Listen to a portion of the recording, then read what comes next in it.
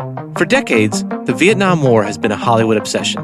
Apocalypse Now, Platoon, Full Metal Jacket, First Blood. These were blockbuster films, embraced by audiences and critics alike. And for decades, they've helped us understand a painful war and understand each other. From Spotify and the Ringer Podcast Network, I'm Brian Raftery, and this is Do We Get to Win This Time? How Hollywood Made the Vietnam War. Listen on the Big Picture feed. This episode is brought to you by Anytime Fitness. We may talk a whole lot about sports, but when it comes to keeping fit ourselves, there's definitely room for improvement. I hit this point early July. I was just like, I am not in good enough shape. I started trying to walk at least 15,000 steps a day, or hiking, or just anything to keep my legs moving. Now it's the end of 2023. I feel great. I had a physical 3 weeks ago, and the guy was like, "You're doing great. You're doing better than you were 3 years ago." I felt great. Whatever your goals are, progress is possible thanks to Anytime Fitness. Get a personalized plan and support from an expert coach anytime, anywhere. Visit anytimefitness.com to try Anytime Fitness for free. Start to train for your life. Terms, conditions, and restrictions apply.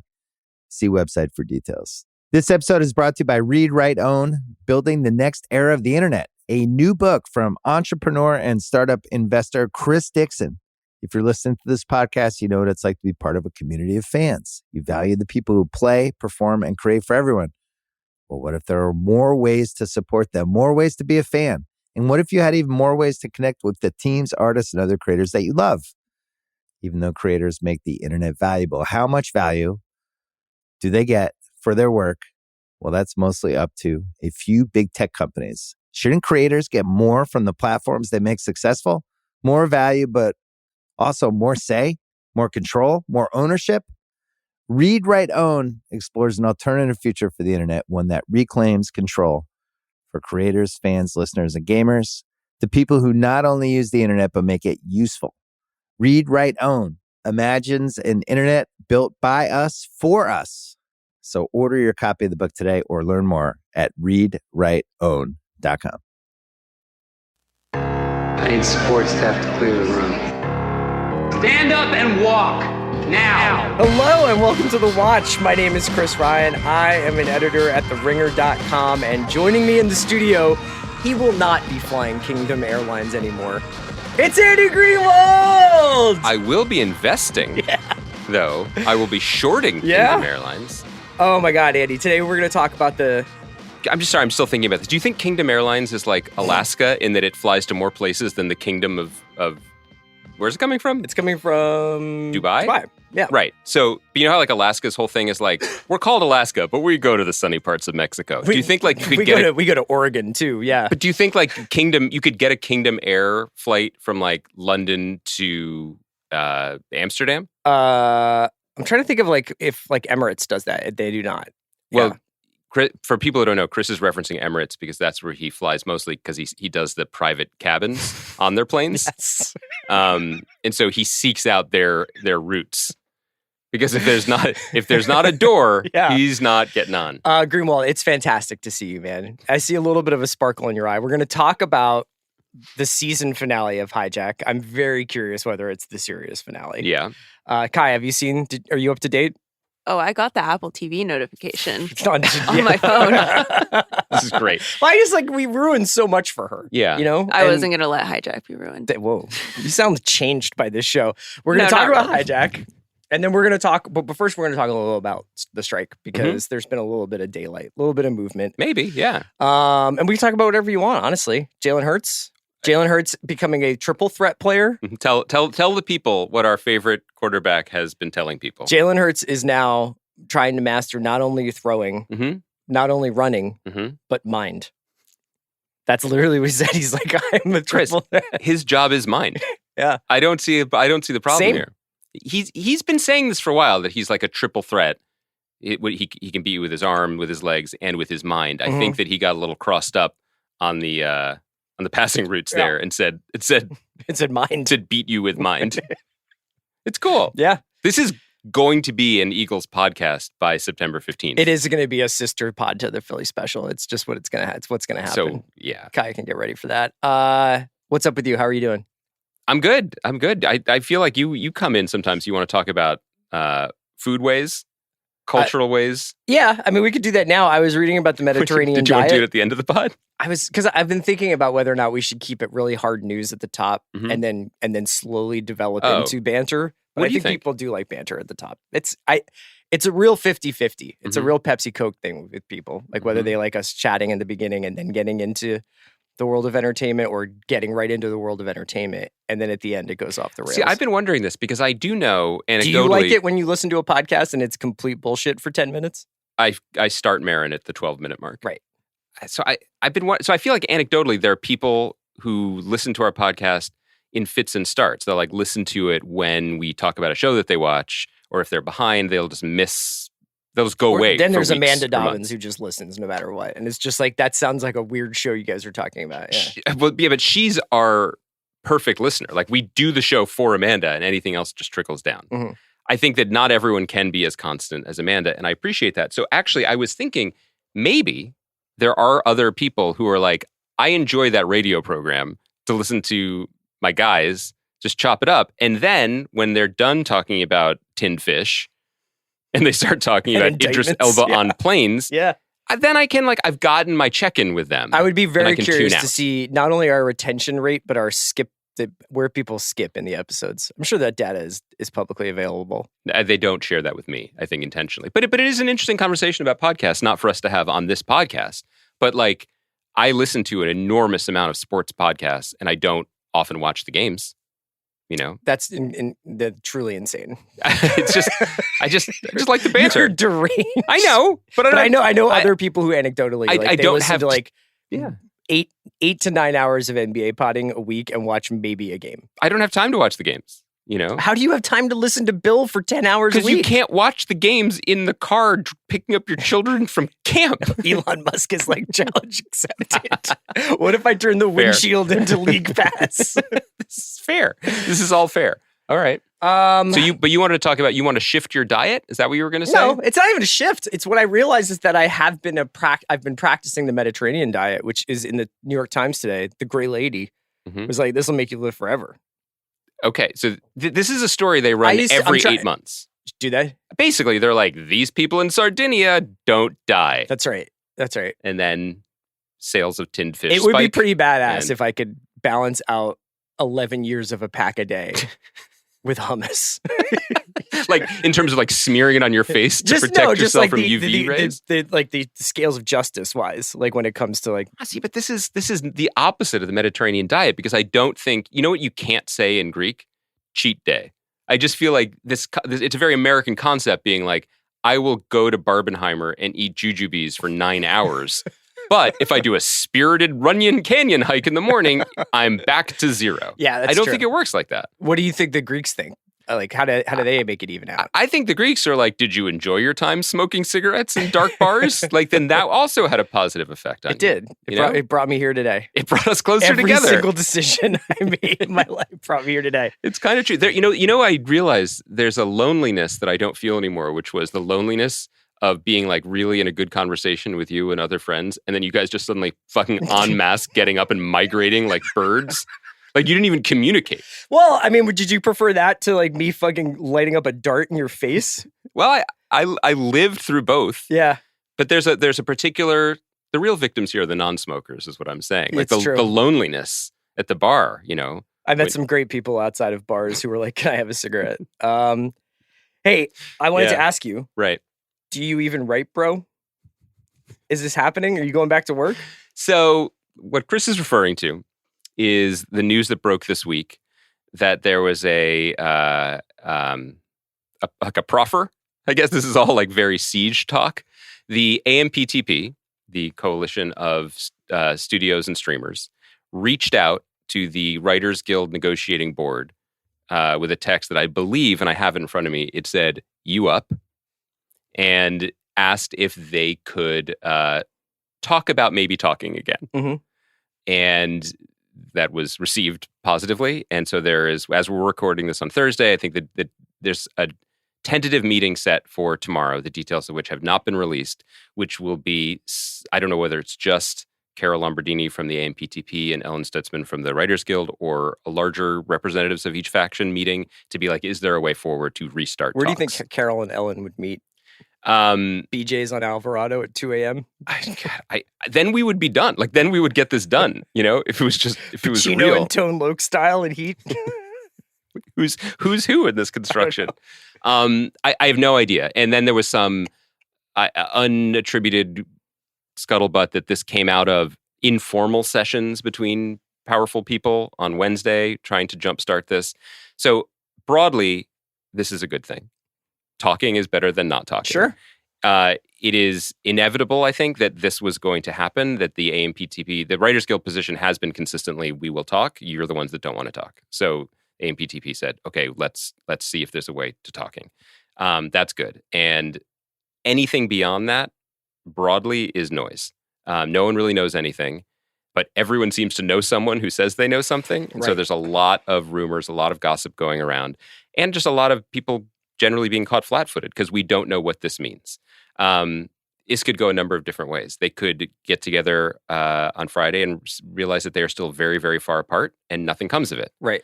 That would be surprising, considering I think there is desire to move things forward.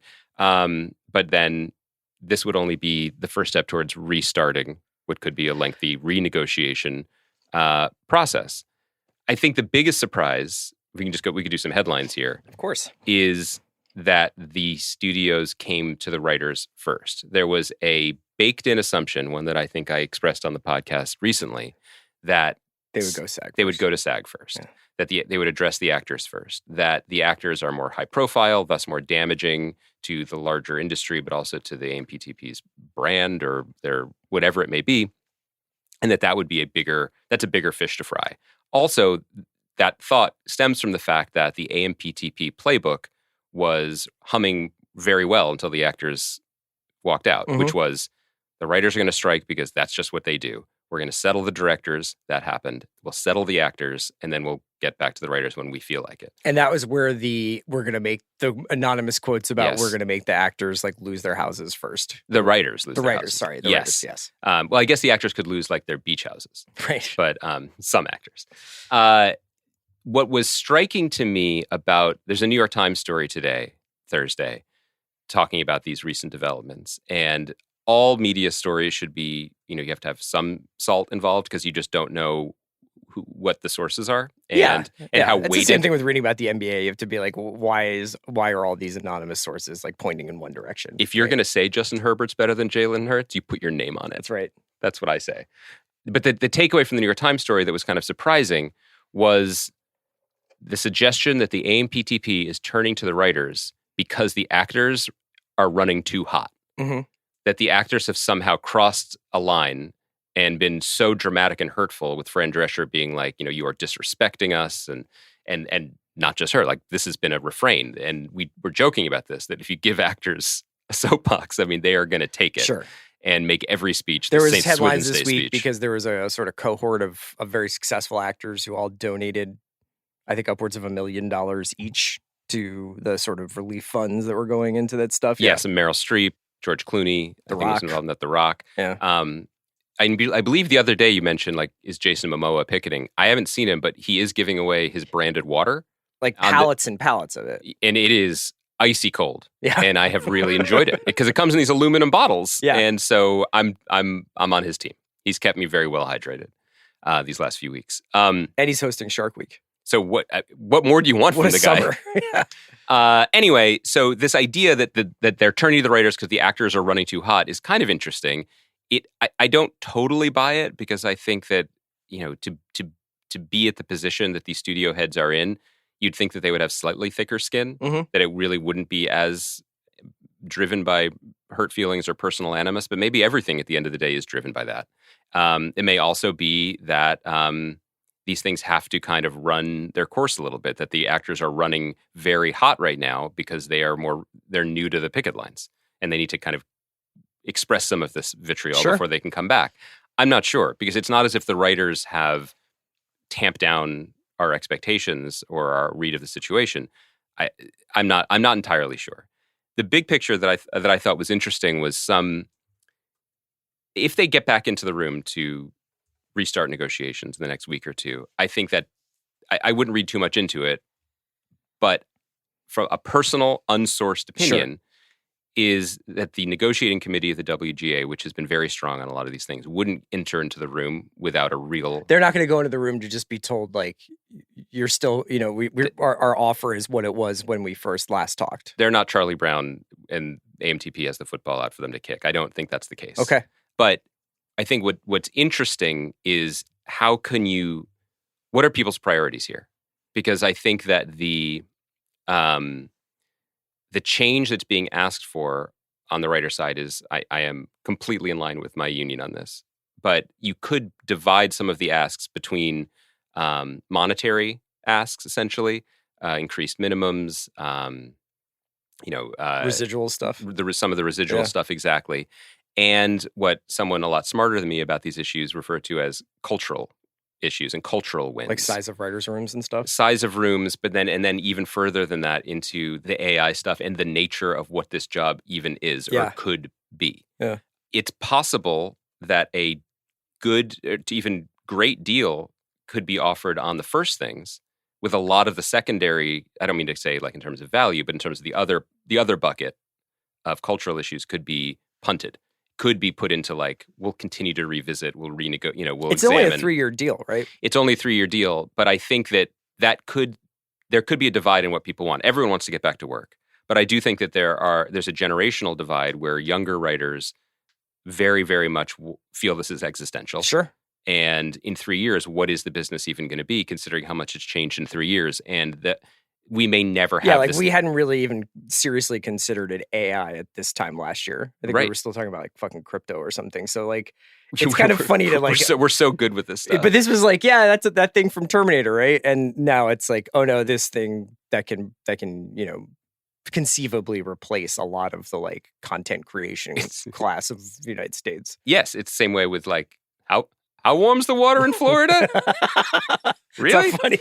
but it is a little like, oh, we're doing this now? Yeah. But anyway, like, what is this? We may never have this. I was with my wife last night. We were driving back from dinner, and she was listening to Busy Phillips's podcast. Mm-hmm. And Busy Phillips, like while recording the pod, got a notification that the Atlantic current was collapsing, and like just started crying on the podcast. I need that more from you. That kind of radical vulnerability. I just put my phone on Do Not Disturb. So I'm happy to do it. But the problem is I also get... I would look to Kaya for this, but she only gets notifications about episodes of Hijack. Can I want to say the thing that I wanted to say about like the negotiating power may never be stronger than at this moment with the dual strikes and things the way they are. So, right. But I did also want to say that you know how your mornings, you say begin with a text from me being like, here's 9 things I've read already. Your thoughts? That's true. But what I don't know if you know is that my day begins at 5:45. At 5:45 in the morning. Yawn, stretch. It's kind of like the beginning of Barbie, but with the thoughts about death. But then I look at my phone to see what time it is, and I almost always have a push alert from the Atlantic magazine. And I think it's a bit now, like. Because generally, the Atlantic's social media strategy seems to be, you think Scare it's this. the living shit out of you first thing in the morning, yeah. But this morning's was king, because this was the Atlantic 3 hours ago. No, it says Atlantic 2 hours ago. This was at 7 in the morning. So they sent this at 5 in the morning, West Coast time. Did America vibe its way out of a recession? Derek Thompson explores. Now, Derek Thompson, a brilliant guy, Ringer podcaster. Did we vibe our way out of a recession at 5 in the morning? Yeah, I think we threw the fucking aviators on and had an ice cream cone, and we were just like, you know what? I'm going to spin through it. Wow. I'm just going to keep copping shit and see what happens. You're not CR anymore. You're CW. Conventional Wisdom Ryan. I love it. Anyway, so that is going to be a conversation that the Writers Guild is going to have to weigh seriously in terms of like what... Vibing your way out of the strike. Can we... Yes! Yeah. Nice segue. Can we vibe our way out of the strike? Or do we need to dig in for something that could get... This does begin to feel like the touch point where everyone's like, okay, now. Yeah. In a potentially productive 3rd. way. I'm not at all privy to any labor negotiations between the WGA and the studios. It would make sense in some ways if the first the little like entreaties start happening and it starts thawing out early in August, and that sometime soonish after Labor Day, this stuff gets all hammered out. That seems to be a lot. Just, again, people cannot stand a vacuum. They cannot stand the uncertainty and not knowing. And so the conversations that I'm in are the group texts. Like as soon as the first thing that talking was announced, people started being like September 15th. I think October 1st. Yeah. Well, I heard from someone at Netflix that they're prepared to. So the chatter has begun, and I think that this is what would be considered by, I think, an unbiased observer. This would be the next 4 to 6 weeks is the time, because to save any semblance of a TV season, any semblance of a summer movie season, they better summer get back movie to work. Season, awards movies, like this year, but yeah. I mean next year's summer movies. Oh yes, right. I mean they are. I don't know whether or not. So like Kraven the Hunter was moved to next year. We've talked about all these films moving.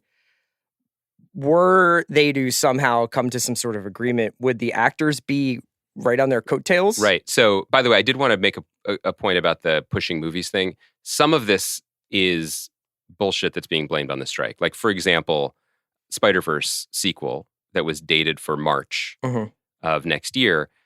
Every article written about the, I think, brilliant Spider-Verse 2, all of it was just like, it's so funny that they're going to put the next one out next year since they haven't started working on it. Right. Since Phil Lord was still polishing jokes on this one this morning. Like, that movie was never, ever, ever. I'm not saying this based on any insider knowledge. It's in the articles. It's in articles. Also like they're just like, we were literally like tearing up large swaths of the movie and recutting it. So that movie was never coming out in early 24, if in 24 at all. But it's convenient to be like, because of the strike, you have cost yourselves a Spider-Verse movie. That's just simply not true. Right. You've cost yourselves. They're that's one of the more serious wounds we could suffer, other than the warming oceans. The other thing from today, before we get into the actress part, was like Zaslav and Warner Brothers Discovery were like, we saved $100 million on this strike. They also said that we are modeling to be back at work in September at some point. I think that my guy Gunnar said that. But I also just think broadly, like, they're not this dumb. That, like, they can say they've saved money, but they were planning on spending that money on content. And if they don't have content, they will lose a lot more in the future. So it's not exactly great business. It's so hard to actually have any kind of thermometer for, like, the outside of like the actual like labor negotiations and like the impact on people's wallets and the impact on the future of writing, all of which I'm very concerned about. But it's also like I'm curious to see the actual knock-on effects of the strikes on current shows. You know what I mean? Like for you, do you think that the rollout of Reservation Dogs, which is a show we'll talk about in a couple of weeks, we're going to let a couple of episodes go by first, and say Winning Time, which comes back on Sunday and is a marquee show for HBO, but for the most part has only been advertised, from what I can tell, on billboards on Sunset Boulevard. Yeah. And, it's the second season of a relatively successful show with a lot of big names in it about a huge subject. And it's kind of like, oh yeah, Winning Time's back on Sunday. Because there isn't the John C. Reilly tries to eat 52 snacks in 53 seconds videos that you usually mark this is coming on, this is back, Dune is back, this is back, that's back. Like, you know what I mean? I think those two are interesting examples, because Winning Time, I know nothing, but just use that as a pull-out quote. Maybe put that in the opening of the podcast. Winning Time, to me, strikes me as a show that in some ways sells itself, because everything about it is recognizable. But in this day and age, I feel like there is some like practical service journalism aspect of like there doing is. All that stuff to be like, it's back. Whereas there are many people in my life who are like, oh, is Winning Time back? I agree. I think that, I guess I'm doing a glass half full thing, Sure. where I'm like, if you have to be... Also, I think that the things that the writers are fighting for are more important than the promotion of a show that's coming out on But it's Sunday. interesting because we do, especially if they're shows that we value, that we want to have longer lives, we don't want them to be negatively impacted. We want everyone to succeed. Well, I here. wonder whether or not that had something to do with old Gunnar, the CFO of Warner Brothers Discovery, being like, we're modeling for September because I can't keep putting out shows that no one knows are out. I think that's true. But I do think that the glass half full version is that Winning Time, it's just recognizable people playing recognizable people with a brand and NBA stuff and the Lakers. Like, we understand what that is. Reservation Dogs also like has a cast that, to our eyes, is chock full of stars and important performers and writers and directors, multiple hyphenate threats who will be part of this industry for a long time. They are not necessarily mega celebrities. So the show kind of sells itself in a way. But the flip side of that is why a show we've been referencing, the new Britt Marling FX show.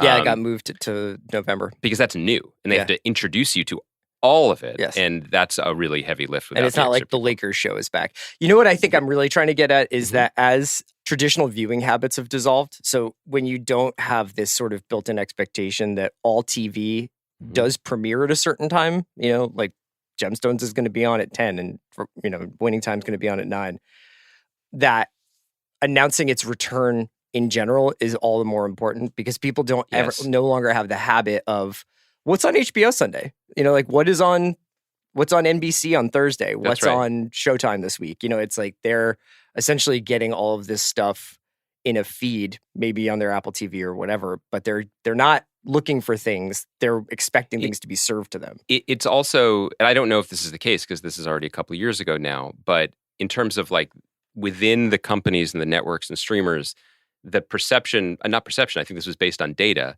it was much easier to grab attention for a new show than it was for a returning show. Yeah, it's diminishing people returns. Were so like that was sort of the value add of like, if you sign up for the service, we'll give you a new show every week.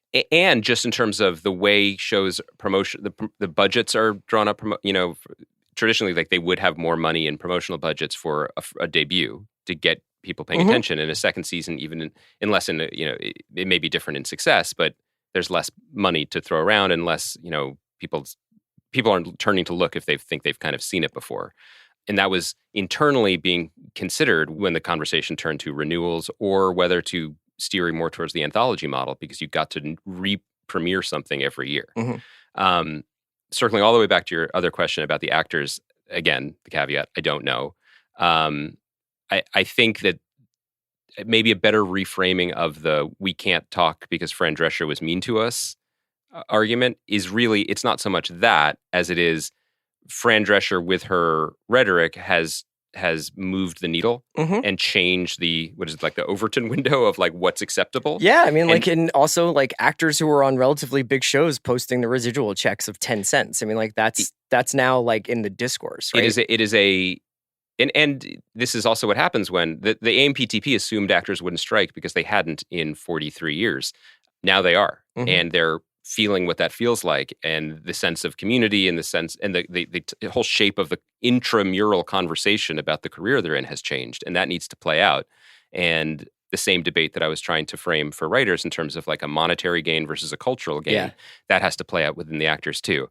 I'm not the most optimistic about a lot of the details in this conversation, but broad strokes, I am optimistic that people do want to get back to work and people will get back to work. But whether that means everyone suddenly is magically back at it on October 1st, or if a writer's deal is followed 6 to 8 weeks later by an actor's deal and things finally start to rev back up after the new year, I don't know. Yeah. But it's a long time. Yeah, it is a long time. And it's been a long time. All right, let's take a quick break and then we'll start talking about Hijack. This episode is brought to you by Mint Mobile. New Year's resolutions are fun the first couple of weeks. Then you kind of maybe conveniently forget about them halfway through January. No shame. It happens to us all. But this year I have a foolproof plan, at least when it comes to saving money. Just switch to Mint Mobile and you're done. Goal accomplished, because for a limited time, their wireless plans are $15 a month when you buy a 3-month plan. The great thing about Mint Mobile is there's no jaw-dropping monthly bills or unexpected overages, and all plans come with unlimited talk and text. Get this new customer offer today at mintmobile.com/watch. Additional taxes, fees, and restrictions apply. See Mint Mobile for details. Inspired by the life of the savvy and ambitious Colombian businesswoman Griselda Blanco comes a new Netflix original limited series. Griselda tells the story of a devoted mother who, with her lethal blend of charm and relentless savagery, creates one of the most powerful cartels in history. Witness Sofia Vergara's captivating transformation into the godmother of the underworld. Griselda, now streaming only on Netflix. Love the way you look this wedding season at Men's Warehouse. With a range of sizes from extra small to big and tall. Explore top styles at prices for any budget, including designer suit and tux rentals starting at just $159. With over 600 locations, in-store consultations, and easy online booking, there's a reason why couples choose Men's Warehouse to find their perfect fit. Men's Warehouse. Love the way you look. TaxAct knows you don't look forward to taxes. TaxAct doesn't even look forward to taxes, and TaxAct is a tax software company. It's basically TaxAct's whole thing. If TaxAct did things over, maybe TaxAct would end up teaching kindergarten or leading fly fishing tours. But that's a different story for a different ad. So why don't we just agree that taxes aren't fun, but you still have to do them? TaxAct's filing software can help you do that. TaxAct. Let's get them over with. All right. Our beloved Kingdom 2-9 has come to an ass over elbows landing. Yeah. At a military field, I believe. RAF, Royal Air Force. Royal Air Force airstrip. Mm-hmm. I thought we could divide this final episode recap up into winners and losers. I mean, an old Ringer warhorse. I thought I'd try it out for this. So I divided, I think a lot of our topics I've put into winners and losers. May I, having not seen your topics, lock myself in the cockpit and fly this plane where I want. Talk for 6 minutes uninterrupted where you kill all my bits. Absolutely not. I just hope that one of the winners is us. I did not have that as a winner. See? Then let's start with that. Why us as a winner? I thought this finale was sick. I loved it. I loved it. I thought it was really entertaining. I thought it was really paced well. I thought it addressed things. It left some things but it chose well. You know what I mean? Like it fucking ended. And the things that it left open, I don't care about. Yeah. It would be fun if they had a cool reason to go back to them, but they landed the plane and that was correct. It once again showed that the creators, George Kay and Jim Field Smith, like they knew what entertainment they were making. Yeah. I love that. And one other point before we get into your thing. That's all right. This is part of my thing. Do you know what's really rare these days? I think a series that gets better as it goes along. I think a lot of shows. I thought actually Full Circle is an example of that as well. But that's true. Yeah. We should talk, and we will talk about Full Circle, which we both finished and we both really that's really on Monday's liked. pod. We'll be talking about it on Monday. The ambassador from Guyana is joining us to talk about. We actually, I don't know why I'm being coy. Steven Soderbergh is on the pod on Monday. We actually recorded it. So you feel confident that it's going to happen? I can say. Kaya still you have the tapes, you know? Unless she pours like a pint of cold brew into her computer, I think we're good. No, but I mean that most shows are, especially in this, like, I was just saying this, like you need to grab people's attention early. Like a lot of the labor is on the pilot. Yeah. No pun intended in this case. Yeah. R.I.P. But less so on landing the plane. And this was a show that had a very strong pilot, but I thought a stronger finale. And I enjoyed that. Yeah. I respected it. All right. My first winner. Yeah. Idris Elba. Yeah. Big time. The first scene of the finale, which starts basically seconds after the 6th episode ends, when Amanda, as we learn her name is, Amanda has gone, because I certainly remembered that earlier interaction she had with Sam. Me too. I was so glad. I mean, I was like, why is he even recapping this for us? One of my favorite moments was their conversation about family. That scene where he's just like standing in front of the cockpit and he's got the passengers doing their coup. He's got fucking Stewart absolutely dropping the bag. Who's Stewart? Stewart. Psych. And he's just like, who was that? Who was that? Yeah. It's like, it was really captivating. And then you add that onto his whole phone conversation. I love that when they're just like, we just talk on phones now, like on the plane. Like I like that too. They just, when it was time to drop that, they just dropped it. So my understanding is now we could talk on phones on airplanes via Wi-Fi, but it would just be so rude because you'd have like 100 different conversations happening, right? Also, because I do feel like Hijack sends a bad message to people, being like, "This is something you could be doing. We just ask you not to." Here's my counter: the Kingdom 2-9 flight was flying at the same elevation as my hotel room in London when I was there, so I don't think they need any special 5G towers. Yeah, they didn't need Starlink for that. Do you know what I mean? So I think at that point, it's basically just making a call. Yeah. But that being said, I did think that Sam's conversation with Alice, where he has to like lie to her. He lies to her first, and then he walks away. Now, personally, as like if I was a fellow traveler captive on that plane, I wouldn't be like, "Oh, are you going to go have this conversation like down there? That's cool. Don't worry about me." You know, we trust you, guy who waved a gun at us 10 seconds ago. Agree. Idris Elba is a big winner, and one of the reasons for it is, and we said this the other week when we talked about how great he was on the show. They really knew how to use him, and use what's great about him. I misspoke when we were talking about his signature roles, because it's obviously not just Stringer Bell, but also Luther. And I think the thing that runs through those parts is that he is, I mean, I've never met the man in person nor attended one of his DJ gigs, but he seems like a big guy. Yeah. And he is, and it's why people want to cast him in action movies, want to cast him as Bond.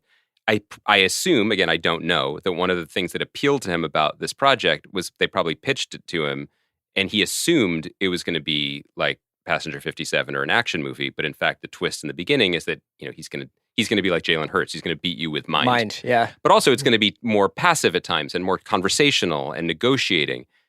When he becomes physical in this episode, it's earned, and he can fucking do it. And it changes the tenor on the plane too, because it was suddenly not one-on-ones anymore. It was everyone and him. Yeah. And that felt different. It was a nice change of pace. I thought, and also like the moments where he was being obviously manipulative and he was trying to get Amanda to open the cockpit door by like talking about her daughter and then talking about how Stewart had told him that Elodie is going to be killed anyway. So like she has to think about what she's doing. Like Stewart. Really, I thought, I wouldn't say it's obviously not a star-making performance. It was like a star-solidifying performance for me. And it was like, you are actually the real, and you're inheriting the Harrison Ford, Liam Neeson, like you got the belt. One thing that I think we maybe could do during a low period in culture or entertainment, if there ever is one again. We're just swimming in stuff right now, yeah.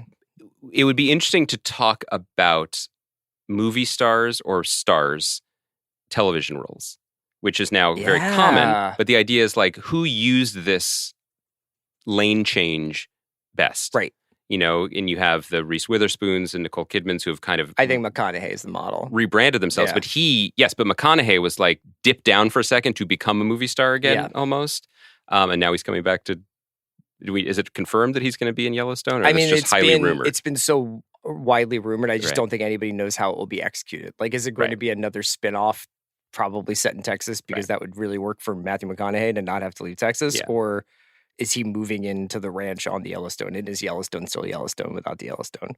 But these are the things that keep me up at night when I'm watching episode 3 of Lioness for the fourth time. Looking at the calendar, it looks like you have a solo pod coming up, and you can I swear to God, if Kaya's on vacation and you're not here, I might do a Lioness solo pod.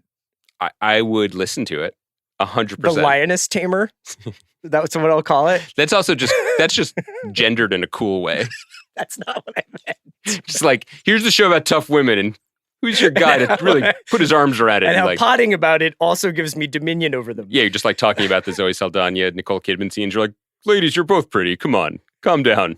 That's the Lioness Tamer.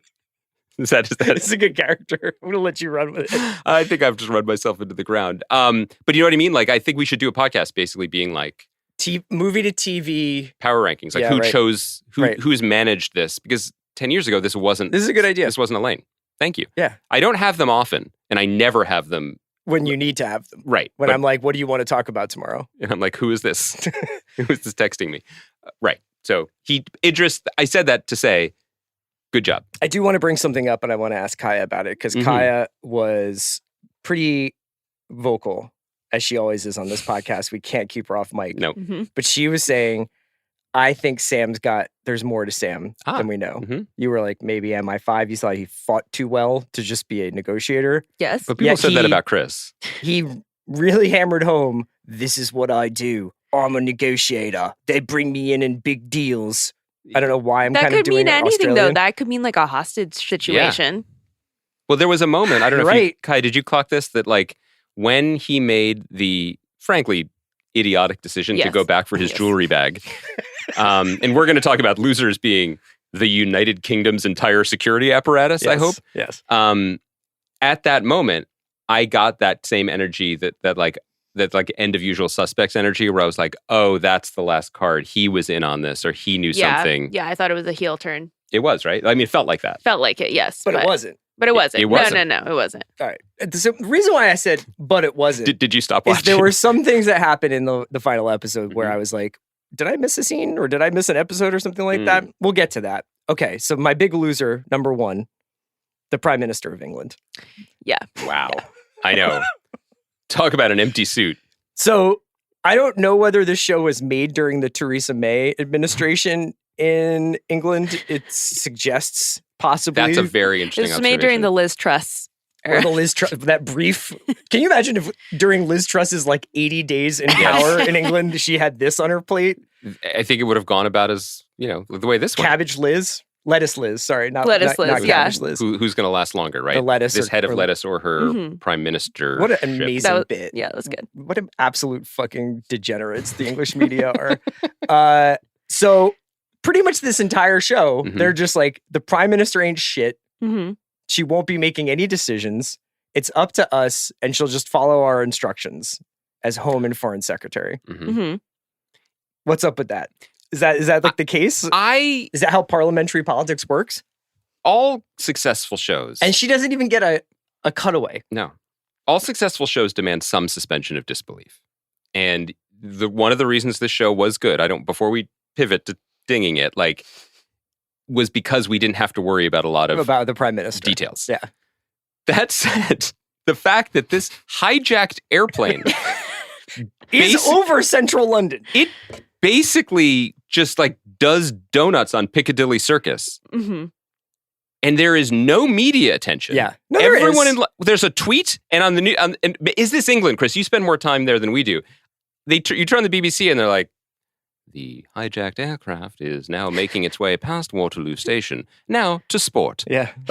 Nobody is freaking out. In the first test match, England has bested Jamaica. Yeah. And, we're not that far removed from commercial airplanes flying into cities and places. That happened. Yeah. They have one city shot of the plane gliding over. Past People are kind of it goes past the London Eye. Yeah. They keep saying the London Eye over and over again. I wonder if the London Eye bought in. Let's get some time on the show. Is that good PR for them? I don't know. I've never been on the London Eye. You can't avoid it, though. You walk by it all the time. Yeah, so you can't avoid it if you're flying a hijacked airplane low over a city. It's just they were so chill about it. There are no people, here's just a free note. Maybe in the center of town, some people would have been pointing their phones at it and screaming. Yeah. Yeah. But no, they're going about their business. The FA Cup is proceeding as whatever. It was super chill. Super chill. And I appreciate, I'm done. Those are the only English things I know. So you better bail me out. I think I appreciated what's the reverse of a heel turn? A face turn? You're looking Big at the wrong wrestling guy person here. for that. Yeah, sure. But the Home Secretary is let's shoot them down. No, let's segue now. And then, okay. To my big winner, the Home Sec. Yeah. Handing out bail left and right to whoever wants it. Yep. He goes up to the Foreign Secretary. He's like, if it's about killing 200 souls, it's on me. Yeah. It's cool. I'm not running for office again. I am the sin eater. Yeah. Put it on my plate. That's what happened to Weebay in The Wire. That's what I'm saying, is that there just seemed to be a dissolving of any kind of hierarchical decision tree. The Home Secretary is also do you not want to go to jail, Amanda? That's not a problem. I personally guarantee there'll be no it's a jail. resigning matter for me. It is absolutely the case. And he's spelling it GAOL when he says it. You can tell. He's you shall not be going to jail. I decree it. In His Majesty's government. Okay. Do you think that she walked a couple yards off the plane or a couple yards off screen? And I think a fucking SWAT team tore her to pieces because she premeditated murdered a pilot of a passenger jet on the plane. With a handgun she brought onto a plane. Yeah. And then took control of the plane and flew. And was super prepared to crash it into West London. Everyone's assumption that Sam Nelson could personally negotiate an airplane out of crashing into a city. Everyone seemed very secure with this bet. Yeah. That this was a good bet. Yeah. He's that guy. As if they had been watching the show Hijack and they were I like the cut of his jib. This is going to be fine. Even the planners of the hijack seem to believe, because their plan, like, we'll probably get into this, I'm sure, but like it was that she should make it seem as if they're going to do this to extract the most money out of the tanking stock price, and then she would nose up and land the plane, right? Although all she of this seemed, is predicated on the idea that the Tomahawk jets aren't going to shoot it down, which they probably should have, right? Yes. Like, I don't know the run of play. It's pretty miraculous that Kingdom 2-9 made it through both the Hungarian and the Royal Air Force. Well, first of all, we should once again return to the Hungarian Special Forces. That's who I want in my corner. Those Magyar mercenaries are fucking no joke. I know. They were ready. That country was ready. Look, and I'm no fan of Viktor Orban's policies, but he runs a tight ship. Right? Like, it's clear. Home Secretary, winner. Yeah, another winner. Another winner, Amanda. What? Look, she gets to be the hero and she gets to be the villain. She gets to play both sides. She gets to be like... she gets to go to prison? I don't... For the rest? I mean, Unclear. It's a resigning matter for the Home Secretary. Okay, but also... Then he can resign. As far as I know about like English politics, they don't have problems with firing people. They also resign all the time and then they come back. Like, Boris is still like, don't count me out. But it also did seem like no one was in charge of the tarmac situation, where they're like, we're going to have a lot of blokes with guns. Yeah. Mm-hmm. We're going to yell at everyone. We're going to arrest some people. The ones in zip ties. And at least one man in a beard we will arrest. Yes. Potentially not the right one. And then when another man we've never seen before dawdles on the plane, hangs out by the door, spends some extra quality time on the plane, and then kneels at at the threat of gunfire, but then walks off. It's a very... What's the chain of command here? Well, that's the thing, is that when they were like, the Typhoon class fighter jets need a green light or a red light on this, evaporating a passenger jet above the channel, they were just like, well, it's like it's kind of more of a quorum sort of. we got to draw straws to see who's gonna. Yes. But Amanda, by all accounts, seems to get away with first-degree murder and a near catastrophic terrorist incident. And her daughter gets to live. We don't know about that. We don't know about that. But isn't she on the phone with her at the very end? Do they call? She's like, "Hi, darling, Mum's going away for a while." This is my question. And here's the losers. Okay. Okay. Can one more winner on Amanda? I'm sorry, Chris. Yeah. I'm not a pilot. I'm not either a professional or recreational for sense. A long period of that time, it didn't look like Amanda was either. She was a consultant who knew where the buttons were, who then managed to execute. She used to be in the Navy, so I think she used to fly. Isn't Navy boats? No, man, that's Top Gun. Just fucking with you. I mean, it's also boats. Their job is boats. But she did manage to execute what may go down as history as the most impressive landing ever. Yes. Mm-hmm. So that was like Sully. That was Sully shit. Frankly, higher degree of difficulty. Yeah, much she higher. Was like bank real hard. Now was it the plane. Denzel in flight? Did he roll it? No. She did not roll it. Longtime listeners know I will never watch that film. So do you want me to explain what happens in flight? Not a bunch of us. Actually, everyone in this room is going on an airplane in the next week or so. So no. Let's maybe in the fall when we really buckle down, for like hardy soup season. Winter hits California, we can't fly anywhere. We could talk about it. My loser is every family member or friend of any of the terrorist hostages who were being held at gunpoint so that the terrorists would do their job. Yes. Mm-hmm. What happened to them? Was there a group text that went out and been like, let them free, it's okay? And who sent that text? I mean, Edgar or Johnny, and Edgar's dead. Yeah. Johnny didn't seem to care. Right. Like, Johnny left that phone in the dirt. Yes. Johnny was fine with whatever. So maybe they're just being held by cleaning crews in perpetuity. So are there cleaning crews all over England with like people in basements? Well, Johnny was like a ref in the NBA playoffs. You just let him play. You know what I mean? He's like, I abdicate. Yes. I'm glad you brought up the cleaning crew, because one thing that definitely changed over the course of this 7-hour flight is the efficacy of the cleaning crews. Because the cleaning crew, the Scottish cleaning crew in Dubai, is like, I will execute every motherfucker except the dog. Yeah. They moved with absolute brutal efficiency. The London cleaning crew seemed like they were headed in that direction, but then got distracted by the telly. Yes, and cleaning. And I think their work of cleaning, because then when they then achieve their goal of finding someone to that. So talk me through this. I was like, so they're just not going to shoot him? I thought they were going to use Sam as like, or use Kai to influence Sam if need be. Okay, it wasn't an instant. But I didn't know. I don't know how they knew what Sam's role was on the plane, unless Stewart was like texting everybody and being like, "There's this guy Sam who's really messing with us." I thought that was why the cleaners were dispatched there. They had an inkling because he had been the only one who had been in contact with the ground. Oh, okay. Okay. But do you guys? Are you guys like Kai? Like when I call you, does it say Podcaster Andy? Yeah, I was going to have say my job. Don't put Mom's boyfriend as Detective Dan. Like three police emojis and a siren every time he calls. And like when the ringtone is just like a Parisian cop. Like, also, it's not a Stewart situation. Like I know that guy's name is Daniel. Yeah.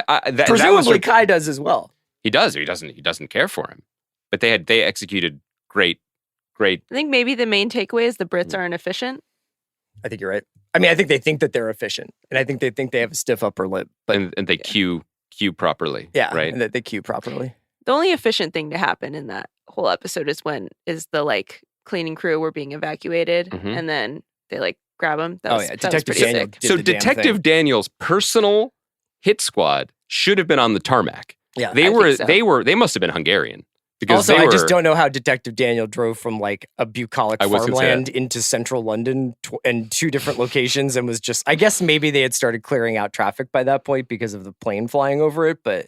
Well, he did have a siren. That's true.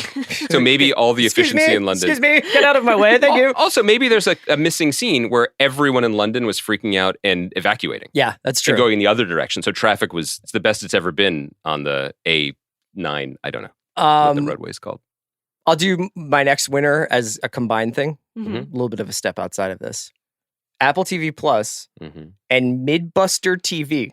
That's my phrase for this. Midbuster. So not quite blockbuster TV, not quite Wheel of Time, Lord of the Rings, Game of Thrones type television, but like this and Silo are exactly the kinds of things that you would expect to see in the summer, like a sci-fi adventure and a sci-fi mystery and a kind of huge set piece action drama, and they're just television shows, and they work really well. People I feel most newly warmly about this summer are Idris Elba and Rebecca Ferguson. Yep, interesting. Yes, love them both. Yeah. They're stars. I would throw a third show into this conversation, even though it wasn't on this summer, which is Slow Horses.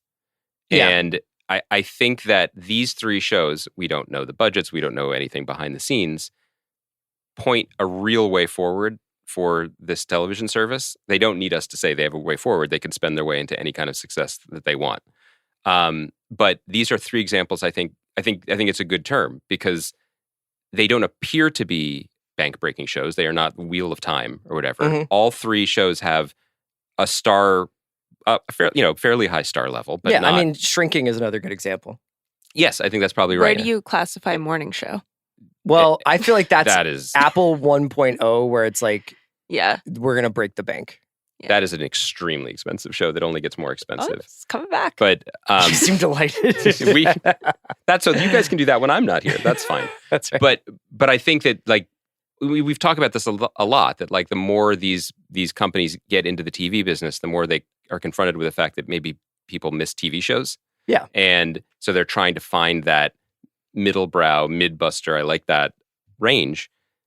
Amazon has found it really only with like the Jack Ryans and the Reachers of the world, and Paramount is just going all the way Linus into that, and that's a huge hit. Unsurprisingly, this version really works for Apple, and it seems smart. This actually I didn't make it much further into Silo, but Slow Horses and Hijack are incredibly entertaining. They are incredibly like just what you want in that moment. They're very satisfying. And they employ not megastars, but stars in very, very intelligent ways. I'm going to tell you something about what happened in the third episode of Linus right now. Okay. Did you know Yeah. that there's just a scene where a guy who's like also in the CIA goes up to Zoe and he's like, I need 3 of your team to help me with an extraction. I need to like basically steal a guy from the Texas Marshal Service. And she's like, why? And he's basically like, because Sicario was really cool. And they just do it. There's just They just do Sicario they again? just do a prisoner transfer. Yeah. Sicario was cool. Yeah, good movie. Okay. A loser. Okay. Edgar Jensen. Oh my God. And just, it's really, I think, a lesson to us all about day trading. And maybe knowing when it's time to leave the bar. Sell. Yeah. When Well, it's also- like, you know, yeah, it's this- last call, man. This is people at the blackjack table too, right? You got to know when to walk away. I think there's also some other lessons, like just in terms of like how to speak to your colleagues in the workplace. Especially colleagues who are holding guns. Yeah. Well, he was going to kill him anyway. But he was like, we're just going to do this earlier. But for what it's worth, like the stakes are much lower. However, if I was sitting here and we're all in the same room, if I was sitting here looking at something on my phone and then Chris got up from across from me, walked over to where you're sitting, Kaya, and you just murmured a few things to each other, I would put my phone down and I'd be like, hey guys. He was too busy making $18 million a minute. I guess that can be distracting, but I guess my point is that I don't think they walked far enough away from him to be like, time to kill him. Yeah. Here's my larger question about what he was doing. Mm-hmm. When you short a Kingdom 2-9 stock while you're also orchestrating the crash of an airplane, Mm-hmm. like you get to just take that money though? Like nobody's like, yeah, you can't.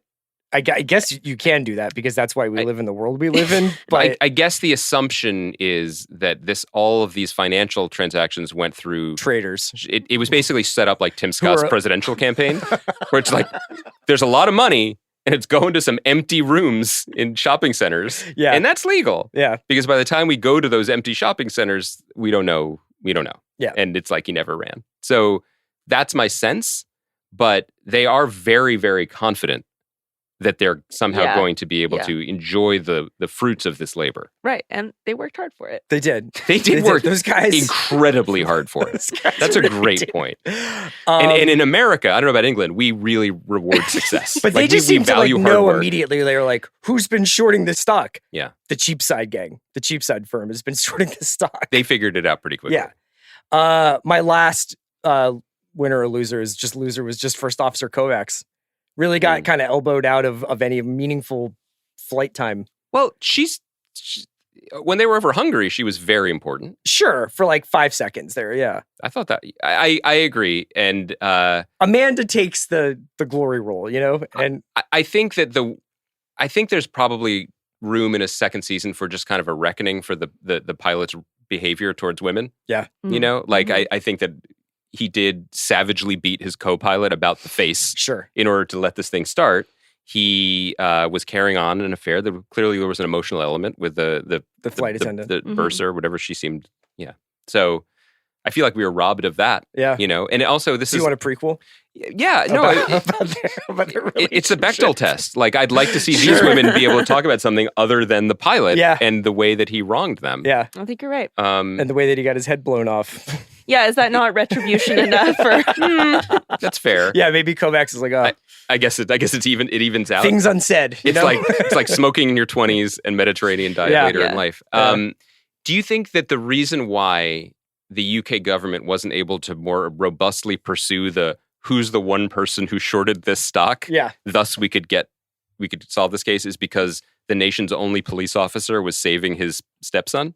Well, and then Archie Punjabi had been marginalized to be like, wait, what do you mean the plane is over the city? Do you think that they shared only the pilot script with her when they got her to do the part? I don't know. I mean, it seems like a pretty easy gig. You basically she took 2 cabs and then sat in a conference room for a couple hours. That's probably right. I mean, the people who were on the plane, they show up for work and you do costumes and continuity at 6 a.m, but then you just sit in a seat for 8 hours. Yeah.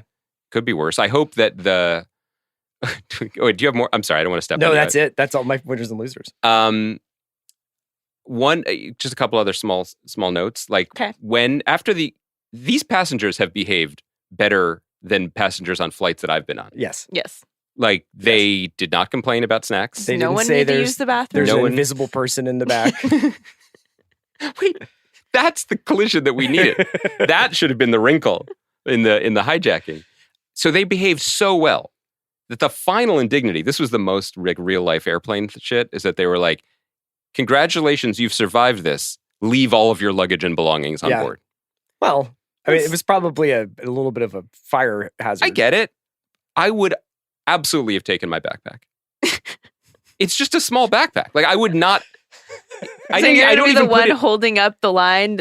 No, but I don't put it in the overhead. I have several screenplays in various stages of completion. No, I'd be like, guys, I pack 4 books because I can't decide, and I don't want to. No, and they're library books. It's under the seat in front of me. I'm not leaving it. Well, you would have been like that mom who was just like. That's what I wanted to say. So I was about to comment on. I was going to write down an imaginary note about that, and then the mom was like, I'm fucking bringing this. Yeah. The kids have been through enough. Yeah. Yeah. That was a victory for my people. So the season ends. Mm-hmm. John Bailey still out on the run. Who's presumably the guy who shot Edgar Jansen. Oh, we were calling him Johnny a minute ago. Sorry. He's out on the run. Edgar Jansen dead. Stewart arrested. Edgar with a tear in his eye about all the money he didn't get to enjoy. Did you see that? Like, they really zoomed in on it. Like, the real tragedy is the death of Edgar. By the way, your confidence with this man's last name. Edgar Jansen. You could keep saying it as if we knew that. They said it's Edgar Jansen and John Bailey, whatever. Who said that? Archie Punjabi said it 2 episodes ago. Like, why aren't you retaining any names in this show? Because that is my relationship to this show. I consider it a success that I don't need to know. We don't know much about detail about Sam. Are you asking if there's going to be a Nelson? Kingdom 3-0? 3-0? Yeah. 3-0. Kingdom 1-9. Yeah. What's up? You guys want Hijack to come back? It's always so hard. What if it's an anthology series? What if it's a different hijacking, maybe a different mode of transportation? Does Elba get to come back? I really would love for that to be the case. But that's just kind of how many times can one guy? Well, we answered that when 24 and earlier in this century when we were just many times. The fundamental tenet of our entertainment used to be that this shit happens to people again. Yeah. At no point in Lethal Weapon 4 were they God, what are the odds? Yeah. I haven't seen any of those movies. So. I think it would that's our next podcast project. It would be pretty chill, though, if it was Amy Adams is on a train and she's a negotiator. Why does it have to be Amy Adams? Come on. Do you not like Amy Adams? It's not my favorite. Really? It's really interesting that this anti-Amy Adams rhetoric is it's going viral. Wait, what? Bill doesn't like Amy Adams. It's not viral. You're telling me this. I've never...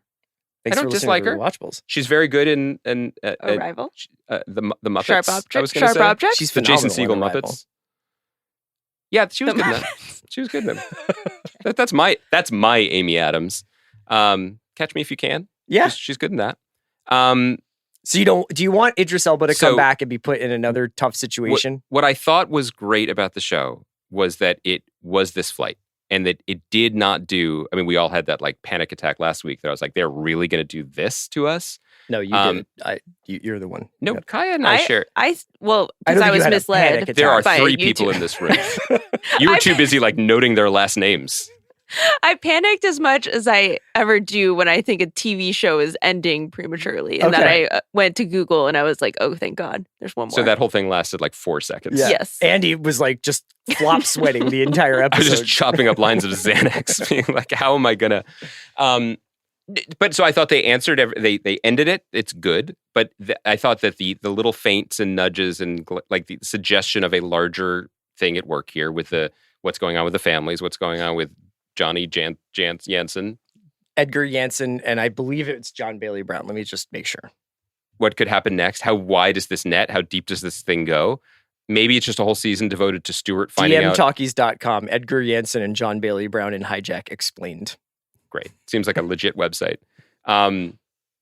Stewart, just finding out that his entire family is now gone. That would be a great episode of Prestige Television.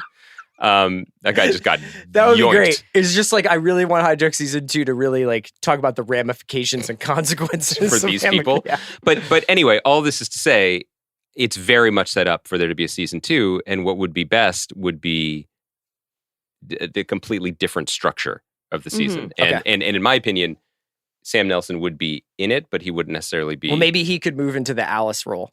Or the Archie Punjabi role, where he's I'm on the ground communicating with... Once again explaining to people what he does for a living. I negotiate. On his phone. I close these deals. Yeah. Okay. And in fact, my sense is that this was a big hit for them not just because we're talking about it, but just anecdotally, it's doing well for them. You can see it on the charts. It is number one. Why would they not continue to invest? Yeah. These guys seem like they know what they're doing. It's been a delight talking about this show with you for the last couple of weeks. This was a fun show. This was fun. Yeah.